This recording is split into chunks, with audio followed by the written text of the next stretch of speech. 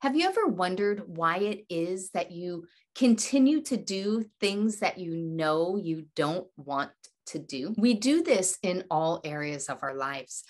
One that I deal with the most, though, is with health and nutrition and our mindset around our bodies and the food that we consume.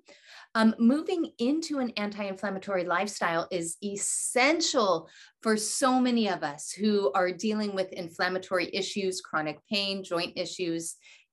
80% of all the diseases and discomforts, everything from acne to cancer in our society. It's really important for many of us to be eating this way for our health, yet diet doesn't work and diet mentality does not work for so many of us. For the majority of people, diet mentality brings frustration. We're taught to grasp at numbers. We're taught to weigh ourselves. We're taught to look at size. We're even conditioned to eliminate entire food groups and to think in terms of calories and fat and restriction, when this is actually a lifestyle about freedom. And so many of us look at it as a diet and instantly become frustrated because diet mentality is a mentality of restriction and it makes us feel less than. So what is required in moving into this lifestyle isn't another food list or another list of rules.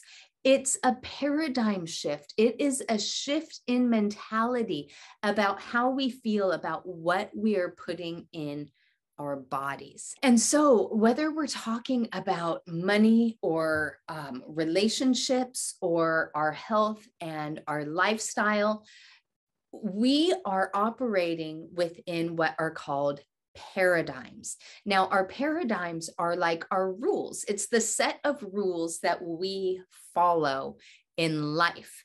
And our paradigm is made up of a multitude of subconscious beliefs. And these beliefs are ones that someone else put into us. A paradigm is a multitude of subconscious beliefs that control your life. Everything we do fits within our paradigm, our set of beliefs and rules that we follow. These paradigms are what control our behavior. And they were put into us by two things. One, genetics. We are genetically predisposed to certain conditions, to certain levels of anxiety or dominant personality traits or physical traits. What's interesting is there is so much being studied in genetics right now that they've actually learned that we can flip genetic markers. So there's the genetics. And then the second way that we have been programmed is through what was spoken to us and spoken over us. But even more than that, the environment into which we were born. We weren't born understanding all of the words, but we sure could understand how things felt. We could understand energy. We could understand when there was fear or anger or things were warm and loving. Any tensions or anxieties or deeply held beliefs that your parents had were instilled into you because from the time you came screaming into this earth, your subconscious was picking up the environment around you. So genetics, the environment you were born into, and then those words spoken over you. If your mom was constantly worried about her weight or constantly worried about numbers, then that is a part of your subconscious framework. It's part of your paradigm that you operate from within, whether you realize it or not. And so the reason why diets don't work is because they're a Band-Aid. We're taught to, follow this, restrict here. This food is bad. You're bad if you eat this. Many of us have tried again and again only to fail. And then there's anxiety and stress that comes along with the diet. So what causes real change is the paradigm shift. So our minds need to change before we see results in the natural world. And so what we want to do is we want to get out ahead of the pattern. So rather than looking at your current circumstances and saying, oh, I suck at diets, I'm going to have to restrict what I'm eating again. This really sucks that I can't lose weight. So rather than looking at that circumstance and letting that dictate how you feel about yourself and how you feel in the moment, what you want to do is you want to get ahead of it, and you want to decide what it is that you do want and get a clear picture of that, and then start thinking as if that were the case. You start embodying it, because what happens is your subconscious brain is going to start piecing together ways to make that happen. Your subconscious has got to accept whatever you repeat again and again and again with feeling, as well as repetition.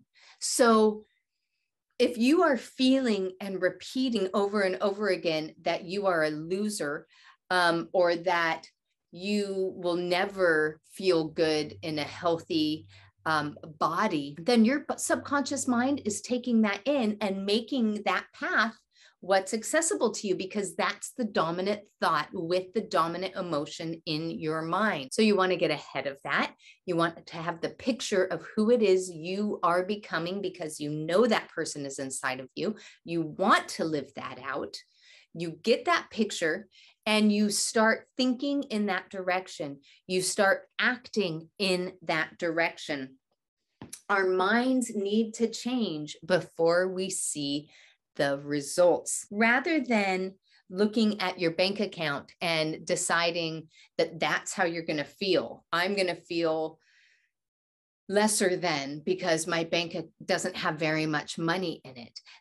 Doing that keeps you anchored in that thought pattern, keeps you anchored in that hormonal, physiological place and that mental place. Whereas if you can get ahead of it and say, this is how much I want to have in my account, and you start repeating over and over again, this is who I am. My money is coming to me. My bank account is filled up, and you start feeling it. You start acting as if, you start thinking in that direction. Your subconscious mind in the background is going to be like, this is how life is. This is the new reality. And it starts piecing together how to make that happen. Okay. So rather than, let's just do one more, wishing you were the person that made healthy food choices, get a picture of what that is, feel what it feels like to be that person, and start embodying it, thinking in that direction, feeling in that direction. And that is going to shift your mentality so that that subconscious mind lays the groundwork to move you in that direction. So it is essential that we change the thoughts before we see the change in our actual lives. Our minds are so powerful. Our bodies are incredible. Our spirits and our minds and our bodies first of all, they're connected, and they want to be in this place of alignment.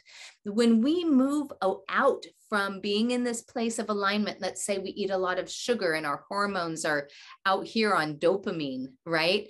Our bodies, this gap right here is the dis-ease, the discomfort, the bloat, the ADHD, the extra weight, everything, the foggy brain that comes with having too much sugar, the diabetes, the neuropathy, right? Our bodies want to come back into alignment. All of those discomforts, those are signals. Hey, we're not in alignment. We're not in alignment with where we want to be.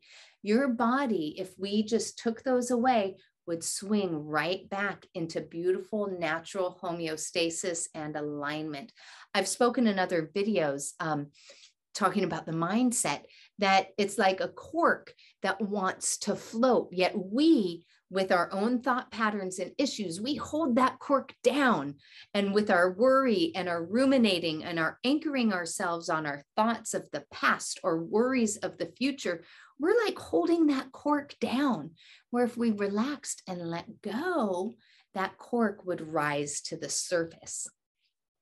Our bodies, our minds, our spirits all want to come to this happy alignment, this place of natural alignment. The cork wants to float. We just have to get out of the way and let it.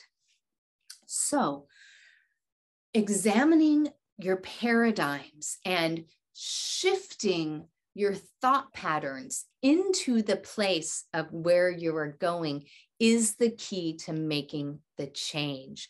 Staying focused on restriction, staying in diet mentality is not going to move you forward. We have to use what we know about energy, what we know about neuroscience, and what we know about our bodies to remove those toxins and those barriers and actively pursue the health that we're after. It is, once the paradigm shift is in place, you would be amazed at how quickly things change. Two people can go through the same experience and feel, one might be extremely frustrated and one might be at ease and relaxed, and they've gone through the same experience. It's their paradigm. It's how they react. It's how they view what has gone on that determines how they get through the event.